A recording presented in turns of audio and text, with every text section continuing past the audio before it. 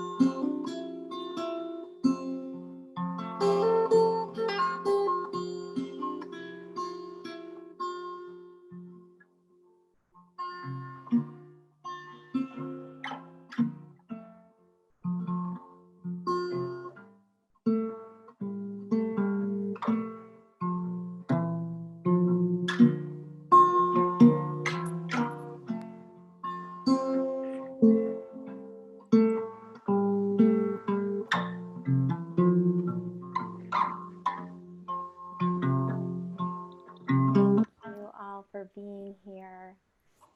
As you're getting settled, feel free to add your name, pronoun, location to the chat. Say hi to somebody you don't yet know. Give them a private message. Welcome them to the space. And let's give a quick Zoom round of applause to Brian Laidlaw for starting the space off and some beautiful folk instrumental music. Welcome. It is so good to see you all here today. And we hope that you are staying warm and healthy and connected in finding moments of joy in these trying and transformative times. My name is Ashley Hanson, and I'm the director of the Department of Public Transformation. I use pronouns she, her, and our organization is based in Granite Falls, Minnesota, Minnesota Makoche, on illegally occupied and colonized land that was and is the homeland of the Dakota people. We also acknowledge that we are gathering today on the internet, which itself is a colonized space. As we work together to navigate our individual and collective responsibilities in advancing anti-racism and decolonizing efforts, we must both acknowledge the painful history of trauma, genocide, and forced removal, alongside of the care, stewardship, joy, and love shown to our respective territories by the Indigenous people who lived and continue to live and thrive in all of the territories that we joined from this event today. As you can see in the chat, folks are tuning in from all over the country, so welcome. We ask that we all move forward together in work and practice that honors and respects the Indigenous people still connected to the land from which we all gather. While we're excited to be here to learn and connect with each other, we also want to acknowledge that we are still living in the midst of a pandemic. We're each grappling with extraordinary changes, decisions, grief, and uncertainties in our own daily lives, with our families, our work, and our communities. We join this space with varying capacities. So please do what you need to take care of yourself today. Give yourself and other participants on this call grace and kindness, while holding yourself and each other accountable in your words and actions as we move forward in this work together. Although this has been a year of Zoom rooms for many of us, we don't want to assume that everyone has the same experience. So just want to point out the toolbar on the bottom of the video gallery and explain that the microphone button will be kept mute for most of the conversation today, except for when you go into your breakout rooms, and we will encourage more conversation. Then we also have a participants button where you can see who else is in the space, a chat button, you can say hello to your neighbor. And we're recording the full group session today, and we'll be traveling between small groups in the main room, and we will talk you through that process. And since we can't hear and feel each other like we can in person, this is an invitation to show your support with your physical body. So we want to make as people are talking, as people are sharing their stories, that we see nods of affirmation, that we see dittos in the chat, that we see applause or snaps, that we use the reaction buttons along the toolbar or the chat feature to agree and lift up what you are hearing, to ask questions, or to show whomever is talking that you're with them. So we're going to do a quick practice, whatever one of those that you want to do, just go ahead and do it. You can chat, you can wave, you can wiggle, you can give a reaction button. However participatory we can make this space, we wish we were all together breathing the same air. Thank you. So I have the honor of hosting this event alongside my colleague and collaborator, Anna Claussen. Anna will introduce herself in a moment. She'll share a bit more about our partners and the event flow. But first, I wanted to check in on our signature cocktail, or mocktail. So let's see how many of the folks joined us in preparing one of these goodies. If you did, you can raise a glass. Even if you didn't, you can raise whatever glass you have. And cheers. Welcome. Thank you for being here.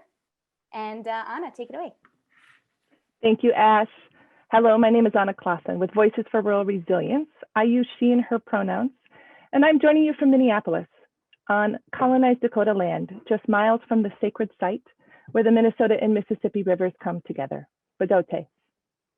This event, the Rural Reveal, Stories from Everyday Changemakers, is born out of a year-long collaboration between myself and Ashley, Cheryl Hills, Don Espy, and Angela Anderson from Region 5 Development Commission, Jane Leonard and Monica Maria Sagira Schwartz from Growth and Justice.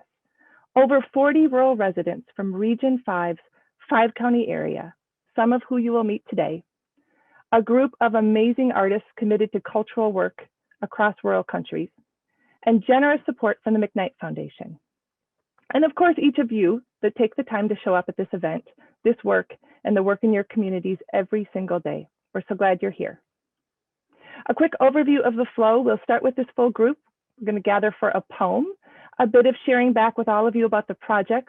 Then we're going to share 2 of our videos from our Changemakers and a reflection. And then you'll have an opportunity to select a breakout room and dive deeper. We will reconvene as a full group to share in commitments and close out with a song, and probably raise 1 or 2 more times our glasses to each other and to the work.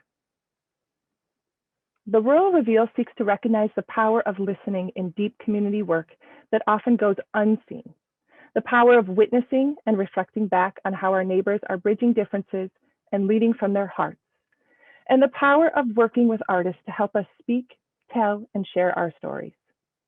Ashley and I will share more about this process shortly, but first, we want to hand it over to one of our amazing collaborators in this work, Cassie Williams. Cassie is a poet and writer who was raised in St. Paul and spent 10 years living in Marshall, Minnesota. She has an extensive background in creative writing and social justice work, and joined us to witness and provide a creative response to a digital story circle that we held with Region 5 residents exploring equity in infrastructure. Help us welcome Cassie. Thank you, everyone, and I'm so happy to be here. I'm going to read to you this afternoon, The Infrastructure of Hope. We long to exist in shared spaces, doing the work of connecting, child care provider to child, student to graduation, veterans to stability, all forced to slow down, even if the buildings that distance us urgently needs repair.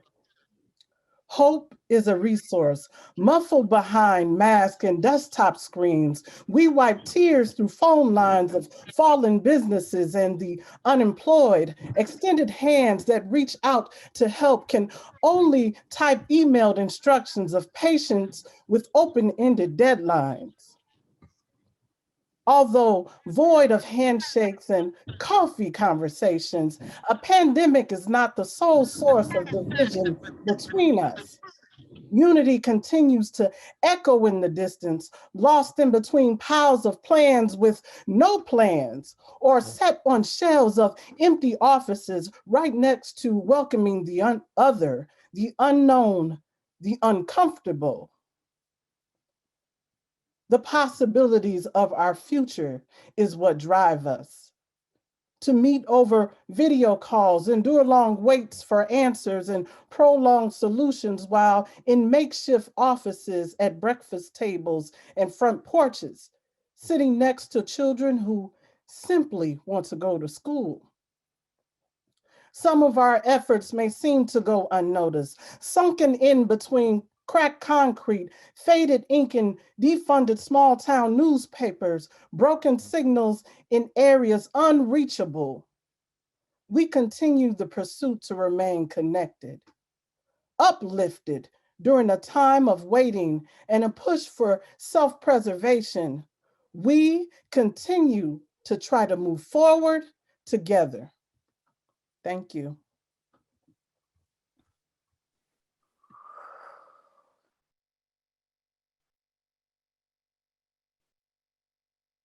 Take a breath and let those words wash over us and sink in. Cassie, gosh, every time. Thank you for sharing your powerful words and spirit with us today and so much of our work. So now that you have heard one example from the Rural Reveal Project, Anna and I want to share a bit of background about the project, our approach, and our process, with the hope that each of you consider ways that you bring your own creativity and the artists that live in your community into change-making work.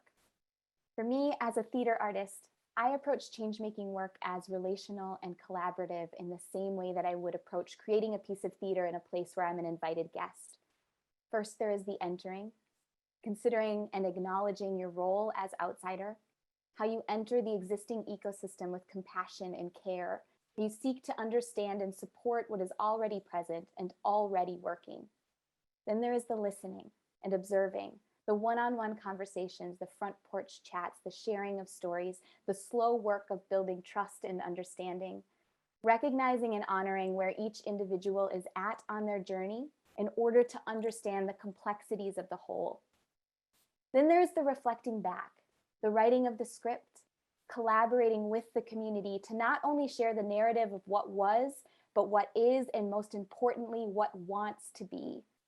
Creating a space for neighbors to hear each other's story in order to cultivate and nourish a culture of empathy, but not stopping there, because empathy alone is not enough to tip the scales of injustice, but it is an entry point to move us into informed action. So by creating the container, the proverbial rehearsal room, we can practice creating, dancing, moving together to imagine and begin to shape a more just and equitable world. And then we perform, we share back what we have created together, and we celebrate and acknowledge the hard work that has been done. We applaud and encourage each other so that we have the fuel we need to keep moving forward. This kind of acknowledgement is especially important in rural places where humility reigns and scarcity permeates the community narrative. Where we heard in our interviews for this project that people felt their communities were invisible, unimportant, undeserving, under-resourced. Quote, "We fall through the cracks. We are not diverse enough, poor enough, or big enough to garner the kind of attention or support larger communities have. We are not culturally interesting or sexy enough to deserve funding or resources to do this work." We also heard many ask the question in various forms, who is allowed to do equity work? In predominantly white communities or communities that have experienced large demographic shifts, but where white culture still dominates, what is the role of the rural white changemaker? We heard many folks we interviewed share that as a white woman or a white man, I don't know if I can do this work, if I'm the best person to be doing this work. But if we're looking to shift white culture, we need white people to take on that labor, and we need everyone doing the work. We also heard that it is challenging to get more people involved, to show up for the work, that it is often the same 10 people and the same small pool of resources. Quote, "We keep drawing from the same well and it's getting dry." Enter the storytellers. They help us see ourselves in the work, encouraging more individuals to step into the shoes of leadership and join their neighbors in the courageous act of everyday change. Thank you, Ashley. For me, the approach is born out of this place of motherhood. Nurtured into being simultaneously alongside my daughters and son, this movement leans hard on our desire to clean up messes, but calls for a state of grace to not unravel our humanity in the process. To do right by someone, we have to have them on our mind, to see them, to truly hear them so that they can hear others, and to listen to their story and share ours in return. This is the power of art. Alongside our basic human needs of being fed and clothed and sheltered is a human need to understand and be understood. Art has the power to let us tell our story, but also the power to help share it, to transport and translate our story to others. In order to build a more inclusive and equitable society where all feel seen, heard, and known for who they are, we focus on building empathy across cultures and geographies to understand what it feels like to do this work. Our approach gives the permission to value the thinking and the feeling alongside the doing. And art gives us a vehicle for expressing what we hold in our head and heart. But we don't take this obligation lightly. The duty of truly hearing, showing up to go beyond listening, the honor of sharing someone's personal deep story, and the use of art in its pure form, the ability to both capture our pain and deliver us from it at the same time. So we carry with us one of our biggest fears, the failure to deliver those from their pain, the risk of becoming transactional or the story becoming sensational. If we fail, the mistrust grows, the divide widens, and the pain turns to anger. As Ashley mentioned, many places and people, not just rural, have sidelined their own health and dismissed their own needs by accepting a narrative that they are lesser. This has not come without physical, spiritual, and emotional harm. And the act of dismissing their own personal stories has turned from anger to resentment. This is especially true in rural communities that are experiencing what one of our participants called cultural inertia, and what others express as an inability to change because this is the way it's always been done. But we know this way is not working for everyone in our communities. There is a need for people to push against this inertia, though we know when doing so, they risk not belonging. So sometimes it helps when someone accompanies them to coach or coax, to offer advice, confidence, validation, to express the worthiness of the work, the needs of their community, and the impact their courage is having. If we stop short of elevating these stories, we also miss out on important conduits to understanding the complexity of all lived realities and opinions. We fail to deepen and accelerate the impact that can be found in the sharing of deep personal experience. We miss the opportunity to amplify our agency. So that is a bit about how we approach this work. But now for what that work looks like in practice.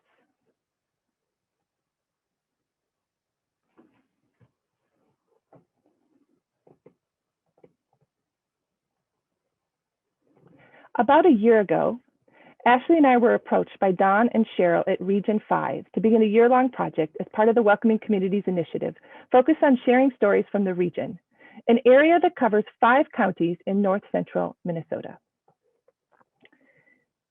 Those counties include Cass, Crow Wing, Morrisett, Todd, and Wadena, all designated rural. We met with and heard from over 40 residents in a combination of dozens of interviews, industry-specific story circles, which included focused conversations on healthcare, food access, and infrastructure. And we worked closely with 5 individuals to craft personal short stories. We worked with an amazing team of artists to translate these stories into a multimedia website, which we will share with you today.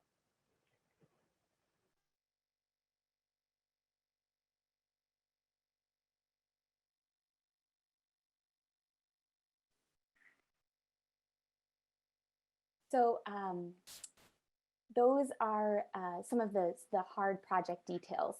And what really gets us going in the process is, what really gets Anna and I both going is the process.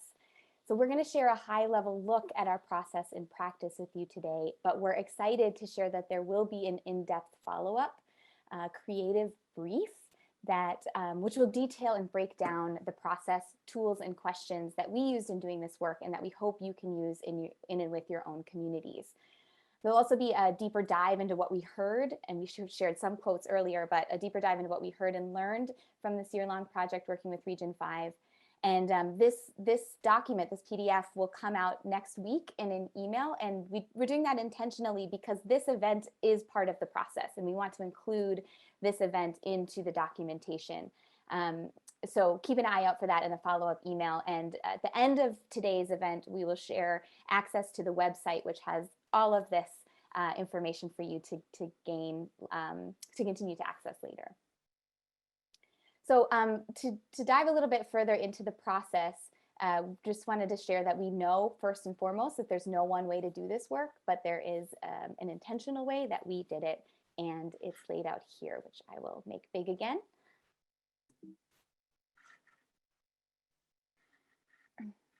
So over the course of the past year, we began with the experience that we call the rabbit trail, where we connect with our partners, entering that ecosystem and asking who we should be talking to, making our big list of contacts, and beginning with this personal invitation. The crafting of the personal invitation is something that's very important to both Anna and myself, and how we're introduced to the space, how we're introduced to individuals, and how we ask people to invite us into those relationships with folks that they already have built that trust with.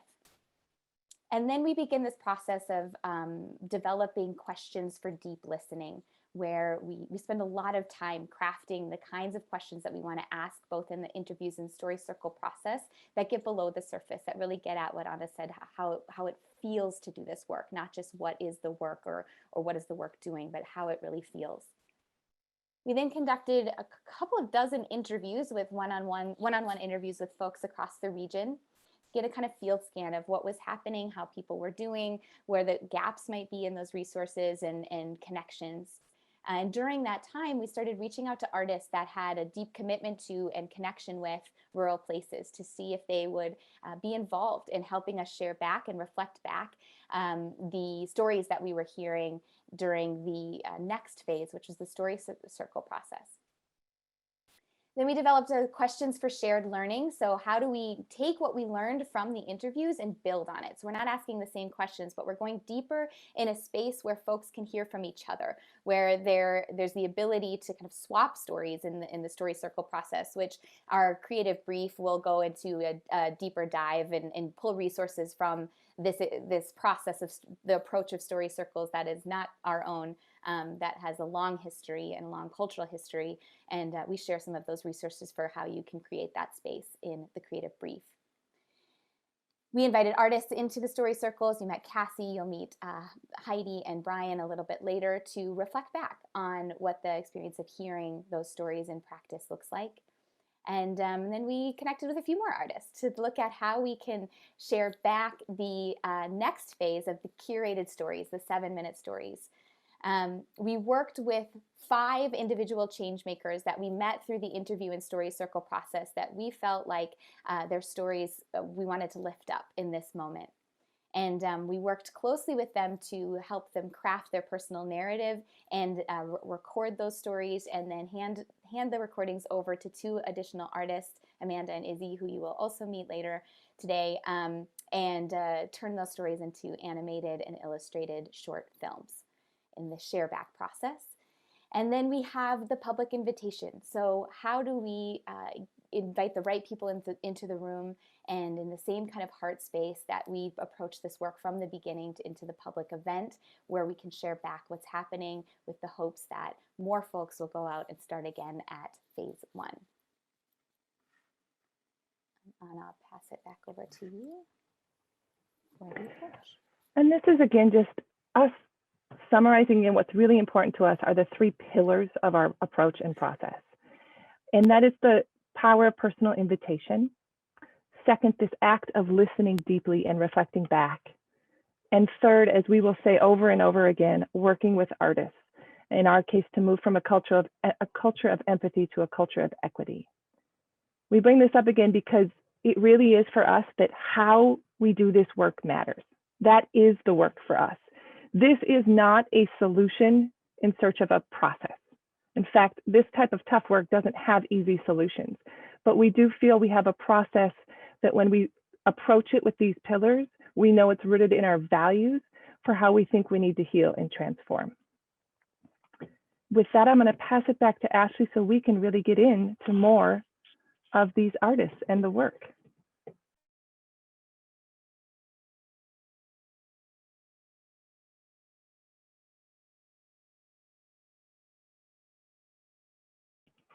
And Ash, actually, I know she's running things. If you want to pull up the slide, Yeah. we'll have one more slide and I can move it forward.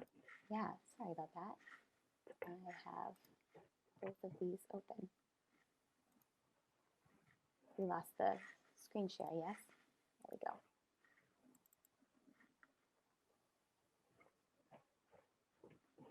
As she's pulling that up, I'll start just a bit to illustrate what this looks like in practice, where we moved forward with the artwork that you're going to see here from Heidi Jube. And we invited Heidi in as a multidisciplinary visual artist and educator living in the small town of St. Joseph, Minnesota, to join us for a story circle with professionals from healthcare field to talk about health equity. Her images really speak for the work, but it's amazing to have been in the room and you could see her drawing live while the stories were being discussed. Ashley, I will pass it back to you when you're ready. Awesome. Great. So with working with Heidi, there were a series of illustrations that again will be available on our website. You can kind of see the quotes pulled out, and each of those Changemakers stories shared in the visual illustrations alongside of quotes from their work. So next we're going to watch 2 of the Changemakers short story videos that were illustrated and animated by the sister duo, Amanda and Elizabeth Anderson. Amanda lives in the small town of Montevideo and is the digital media specialist for Pioneer PBS. And Elizabeth, or Lizzie, is an illustrator and math tutor based in Minneapolis, working primarily in digital mediums. The films were scored by Brian Laidlaw, who you heard earlier, poet-songwriter who, when based in Minnesota, is in the small town of Granite Falls. And he's the co-founder of Unrestricted Interest, which mentors neurodivergent poets and songwriters. And he'll also be sharing an original song from this project to close out today's event. But with that, we'll watch back to back. Anna, you can give the intro to the videos. Great. So Ashley's going to pull those up. The first video that we will share is Illustrated Story from Charles Blacklance. Drawing upon lessons from both his indigenous roots and the agricultural community around him, Charles has learned to embrace complexity. With his experience of living in 2 cultures, he's cultivating an educational environment that allows Black, Indigenous, people of color, and the students there to thrive in predominantly white institutions. Following Charles' story, we will go right into sharing Carmen Urbina Overton's story. Carmen never expected to find herself in rural Minnesota from Mexico, let alone find a sense of community or purpose in this new place. It takes great courage and risk to take root and bloom where you are planted, but Carmen has blossomed into a leader in her community as both a language and cultural translator, creating fertile ground for others to bloom too. With no further ado.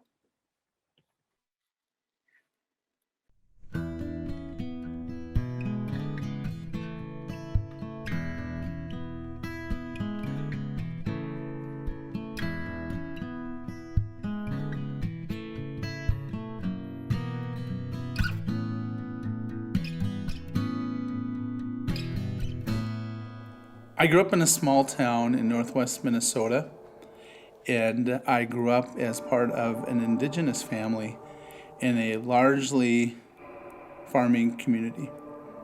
And by being part of that small town, looking back, I noticed a lot of benefits from that small town and how that impacted me as an individual and, more importantly, as a young man.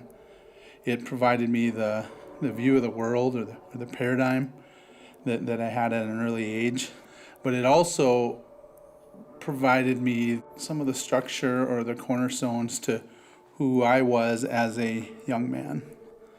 Everything from political beliefs to my religious beliefs, and even how to, say, treat a family member or a significant other was very much defined by that small town as well as my family. And I think that's a good or a bad thing, depending on, I guess, how you're raised.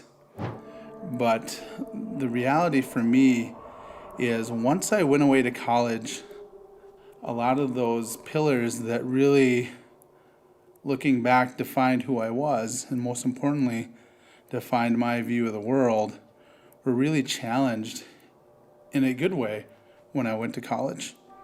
And the educational experience really gave me the opportunity to ultimately refine my view of the world, and more importantly, refine who I am as an individual.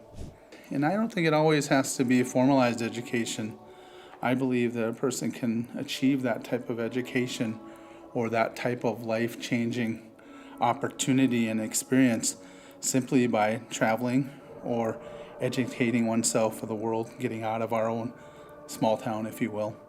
And not even that you have to move away for years, but more importantly, just giving yourself the opportunity to experience other aspects, other corners of the world. One day I was eating dinner with my folks.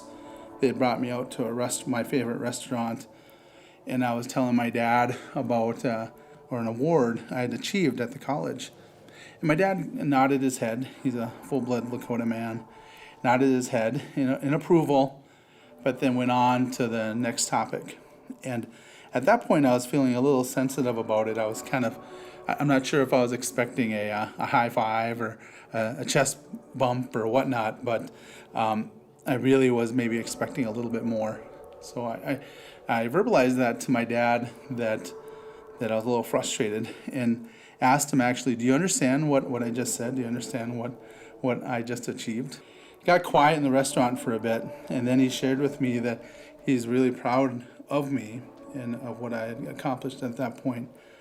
But he pointed out that he had never went to college. He had gone to a 2-year, but he hadn't gone to a university.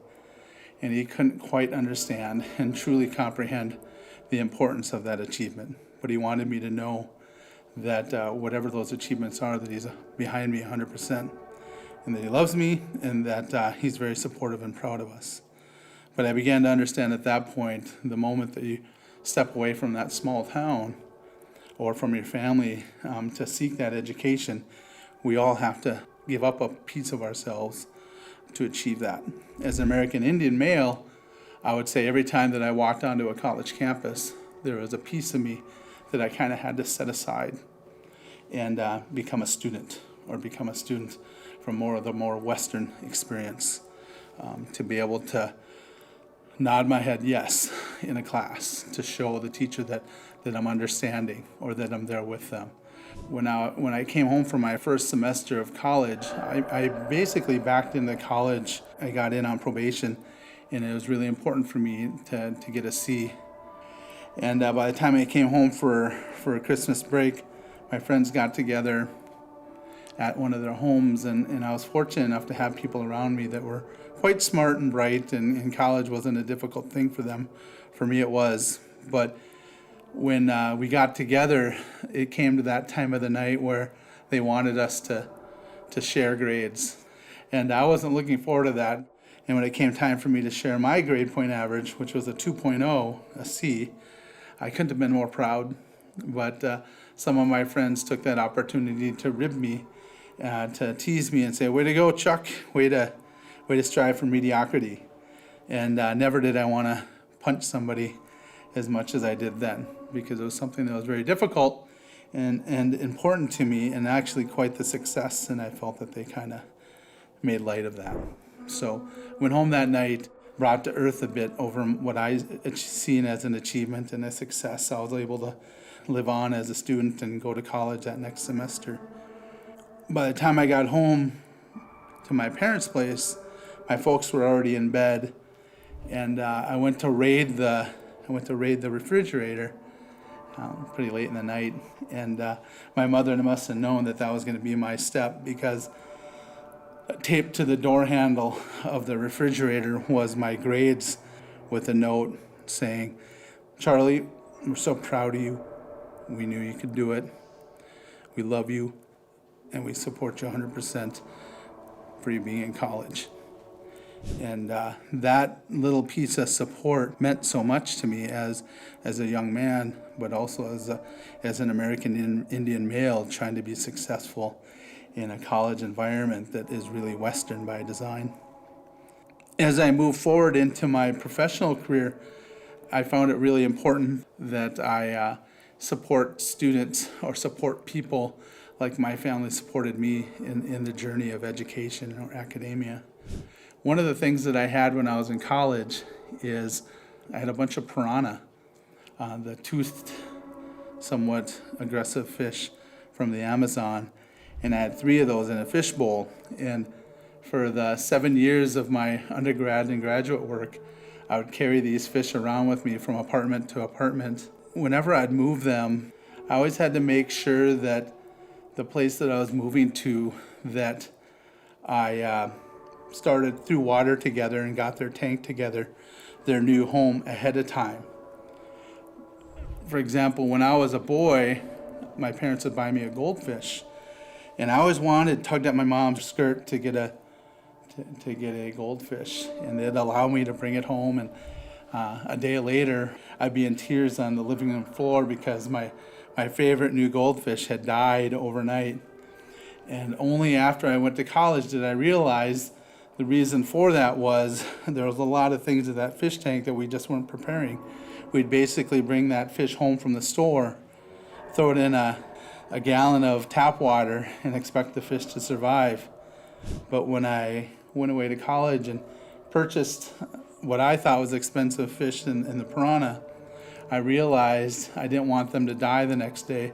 So I learned that there's a lot of things to pay attention to when you're creating a fish tank or a fish bowl.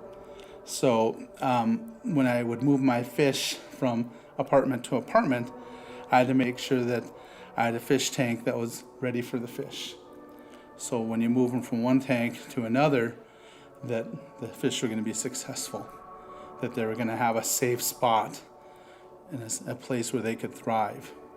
And what I do professionally at the college in which I work is I feel I do that with all the students that we work with or that we serve, is we're there to help make sure that they have a tank, maybe an academic tank, if you will, that is well suited for them, one that's going to be an environment where they can succeed and thrive.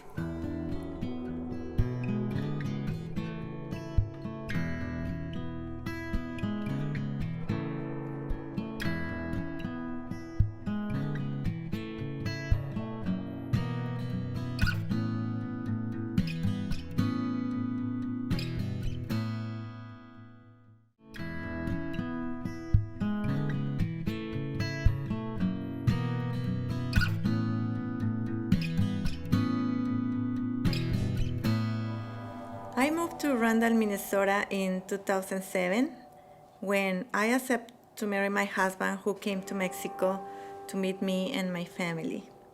After a year, I decided to marry him and jump to a new life. I was full of illusions to move to a new place and have a happy life with him. But the reality was very different from I expected.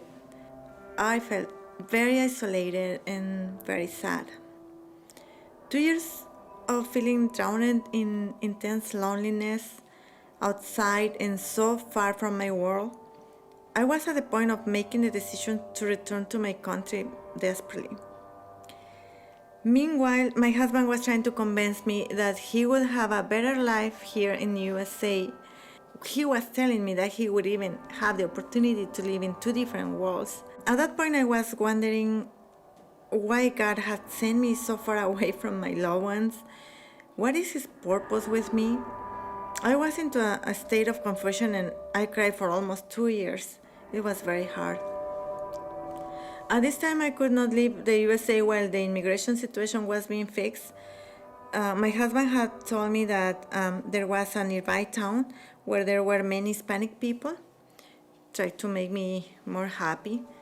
He took me to meet him. He told me that maybe I would be able to work at the school, since that was the profession that I had practiced in Mexico.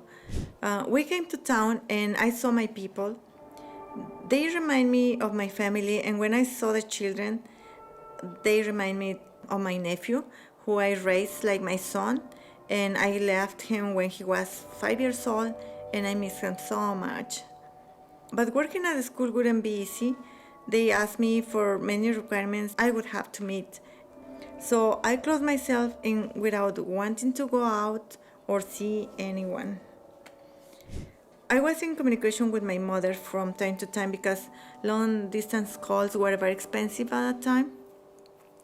I felt desperate and told her that I was not completely happy here, that I missed everything and wanted to return. She's always been so wise and sweet. She told me a phrase that changed my life. Daughter of mine, there is a purpose for you to be there. You just have to discover it. You are like a little plant. You just have to let yourself bloom. You are very resisting to come out like a sweet potato root, and you are not blooming. My daughter, remember, in the place where God put us, we have to flourish. Her words not only made me open my eyes, they opened my spirit to see different things. So I got ready to go looking for a job in Long Prairie or wherever I could find a job. It was not easy. There was no job for me at that time at the school, so I found a job in a store, working in the vegetable area, and there I started talking to some Hispanic people who came to choose the vegetables. Later one day, I went to buy a Mexican product in a Mexican store that had just opened. That's where I met my first friend, who now I consider my sister, and her family welcomed me as part of their family. Later on, she went to work at the school. Sometimes she called me to replace her. Over time, I began to have more contact with other people, and little doors were opened. Those doors led me to communicate with more members of the community. That's when I realized that I was discovering that purpose of the mission that my mother spoke about was to support my people. From there, I started participating in organizations that had as projects to support the Hispanic community and feel included in the community as part of a society in which we want all of us to see ourselves as a family, in which we all participate and we create an integrated quality society so that our children grow up in a healthy environment in all aspects. I also met members of the school community and started working in elementary and secondary school as a bilingual assistant and translator, in clinics as a translator, and in basic education for adults as an instructor, where I have the opportunity to support with English classes, citizenship classes, and other projects to support all our adult students. I also have the opportunity to have contact with some families in the Hispanic community where we share experiences and support each other and help each other to have a better community. To help people who were like me, who were just moving to this country and feel sad and alone.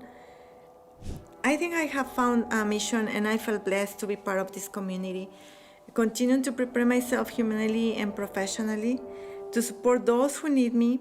I also want my daughter Isabella, who is 10 years old now, and I want her to grow up in a healthy, integrated community, and for me to be a good example for her.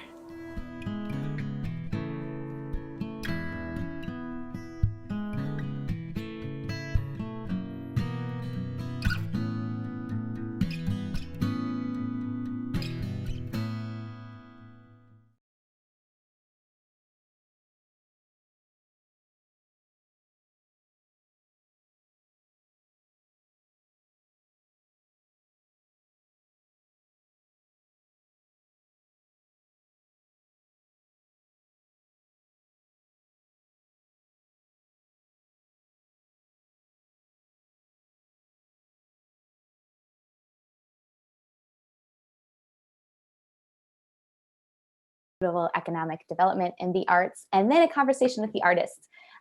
So you can select breakout room 1, 2, 3, 4, or 5, and we'll spend 15 minutes in this space. Those that are in the first 3 will get to watch one of these videos, and then the other 2 will be a little bit deeper dive into the process and how to do this in your community. So we all doing okay? We're okay to continue on with the breakouts. We can process in smaller groups. Awesome. Great, seeing nods. Then Don, I'll stop share and you can share us with the breakouts.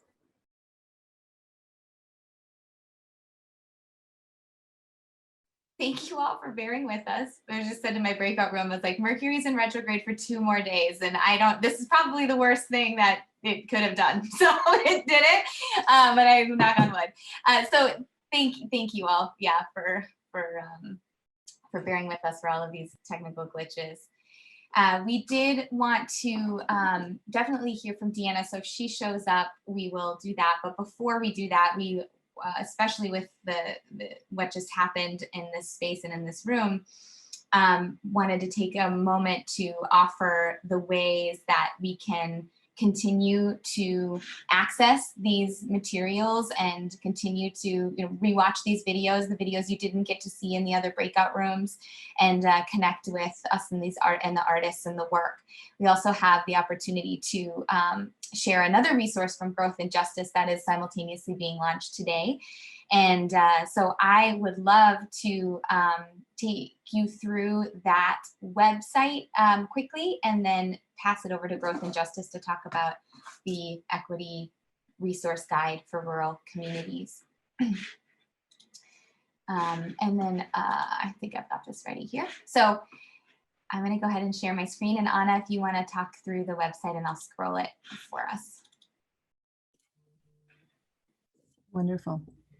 So this is the landing page. This is where you'll find all these beautiful pieces of artwork and the resources. The URL, which we will send to you, this will come in a follow-up email, is going to have a couple of pages. You'll land here and you'll be able to hear a little bit about the work and the project that we've overviewed. As you come down here, this is where you can go to find these 5 beautiful stories. We're going to scroll down a little. Go ahead, Ashley. We'll come here. These are the 5 stories. You can watch them over and over again. I know I have, when Charles was playing in the group, and maybe it's something about all being together, even though I've seen it many times, I was teary-eyed again. And you can come back here and you can share these links. And again, reminder that these all were produced by Elizabeth Anderson and Amanda Anderson, our sister duo, and scored by Brian. And we're so appreciative and grateful for our beautiful artists. And then back on this home landing page, as you scroll down, this is where the creative brief that will be ready and launched next week, which is where we hope to not tell you how to do this, because everyone does it their own way, but tell you how we did it. And you can hear more about what we heard deeper in our conversations and what we learned when we were in conversation. And then as you scroll down, we talked about the 3 story circles we had and the artists who joined us. And this is where you can find the poem from Cassie Williams from our story circle around infrastructure, the song from Brian Laidlaw that we'll hear at the end here from our story circle around food access, and then the illustrations from Heidi Jube, who joined us for our conversation around health equity. And a beautiful reminder of our partners, that's fine, Ashley, come back on out, that we're just so grateful to have been in this space and have McKnight supporting this, and Region 5 to really leaned in to the use of not just artists in this space, but the process and the power of deep listening and spending the time getting to know people in community.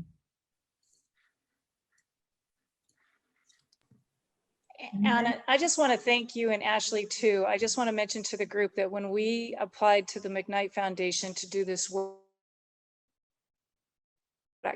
would be created. And that creative artistry that came out of this group was phenomenal. So thank you very much. Absolutely. Is Jane here to talk, Jane and Monica here to talk about the Rural Equities Action Guide? Yes, I'm here. Jane's here. I'm just wondering if Monica is here. I don't see her on the list. Angela, you're muted. I'm not seeing here. Monica. No. Okay. Because I want to give all honor and credit to Monica. She did the case study diggings, if you will, for the Rural Community Equity Action Guide. And here's the front page of this. And I also want to give incredible thanks to Angela for the wonderful work on the design, which took our raw narrative basically and just made it alive. So I really appreciate all of that. So Growth and Justice, with many of you on this Zoom, started work on the Minnesota Equity Blueprint almost 3 years ago. And that was a statewide effort at creating literally a blueprint on equity in many different areas of issues and opportunities. And that blueprint is available on our website. But what we came out of that thinking is that there were a couple of story boxes in the blueprint and about things that were actually happening in Minnesota already in terms of equity and inclusion. And so in conversation with Region 5 and just a long held friendship with Region 5, they invited us to help build this Rural Communities Equity Action Guide. And Monica and I had worked together on the blueprint efforts. And I've been working in rural development my entire career, coming up on 40 years. I can't believe that, but there it is. And seen a lot of things change over those years. And so so we said, well, let's keep poking around for more stories. We knew some of what was going on, and we ended up actually doing stories of things that were happening actually outside of Region 5. And so, yeah, Angela, if you want to just roll there. We found 6 stories. Monica did great work on creating case studies out of that. They go everywhere from Bemidji down to Winona and Wilmer and St. Cloud and who am I missing? The Meander Art Crawl, which is, all of southwestern Minnesota. I think Dawn was on the call a little bit ago. Really diving into those and asking questions about how these efforts were put together. And some of them are fairly new, and others like Project Fine are 30 years old and have been about welcoming immigrants and welcoming newcomers of all kinds to the Winona and Southeast area. It was really an honor to do this with Monica. She she's originally from Columbia, and I wrote the foreword here. You can see that about the influence that my great-grandparents had on me and my life and my work, and how they helped start in their community the American Equity Society back in 1911, and then the guide is closed out by Monica and her experiences of coming to Minnesota and marrying a Minnesotan and her life here. In between, we talk about equity in rural communities. And I think one of the driving forces, well, 2 things. One was that Cheryl said it has to be an action guide. It has to be about what people are doing and what we can do. And what some of the hurdles are, but also the opportunities. And we also wanted to make the point that doing work in equity and inclusion is different in rural areas than in urban areas, in part, and Monica will tell you this, that in part because sometimes communication is so hard. not only because of perhaps cultural differences, but also because of just the sheer remoteness in some cases of people and the dispersed population. So we tried to ground this in some actual academic research as well, but also the stories, I think, really tell the tale. So encourage you to look at it. At the very end of it is a request that you share your own story. There's a link to a survey. And I'm working now with students at the University of Minnesota Morris Center for Small Towns to map the equity efforts across the state, things that are going on already, things that are emerging, so that we can keep inspiring one another and know that the narrative is not what we just saw. I mean, it's real, but there are so many people working so hard to be the best we can be as human beings. And there's the link. Thank you, Jane. We are at our time, but we wanted to end with the song and a couple of thank yous. So Anna, if you wanna do the honors of thanking us and leading us out and raising a glass for getting through this last hour and a half. And then we'll hear from Brian Laidlaw to some healing power of music to send us off on our day and our weekend. Thank you, Ashley. Thank you, Jane and Monica, for that incredible work. And it's great to be in that type of partnership where we have work that accompanies each other. So a big thank you to them, and a big thank you again to Region 5. Cheryl, Dawn, Angela. This whole process, as they alluded to, there was no path for it.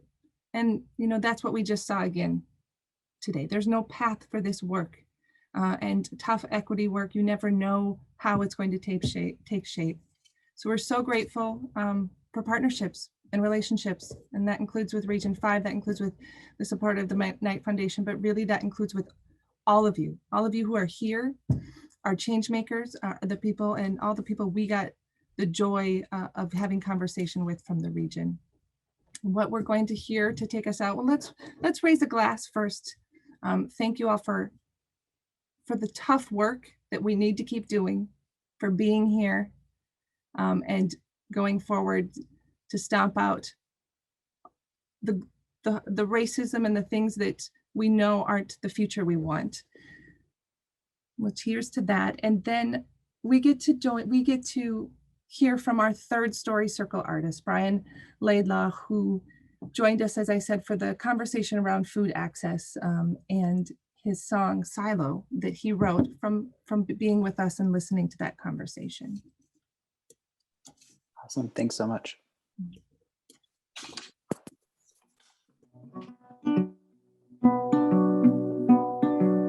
If I could stockpile masks and money, if I could stockpile my seed, I would do it for my family, give them all the things they need.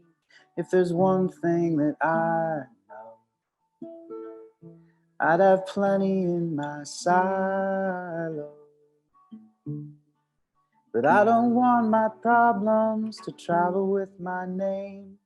The way I hear them whisper, it's shot me full of shame, and I'm just a little shy, so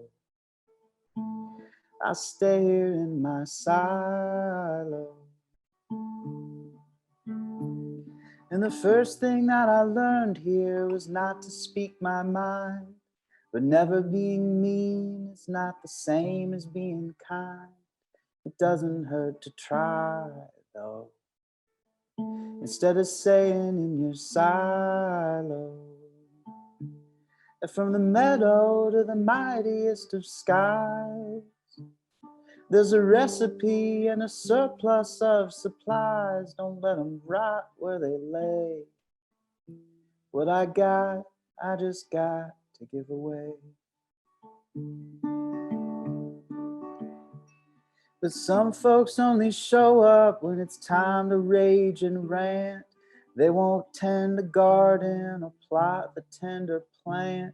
They just want to watch it die slow and then hunker in their silo. And both you and your neighbor picked a wild place to dwell. Half the year it's heaven and half the year it's hell. Our hot sun and the high snow. So won't you share what's in your silo? And fruit and seed and water, as I understand, are meant to cycle through our bodies and cycle through the land as the corn and the rye go out to the world from the silo.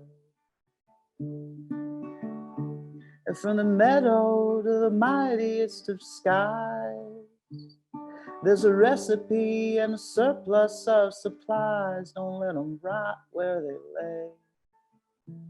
What I got, I just got to give away. I just got to give away.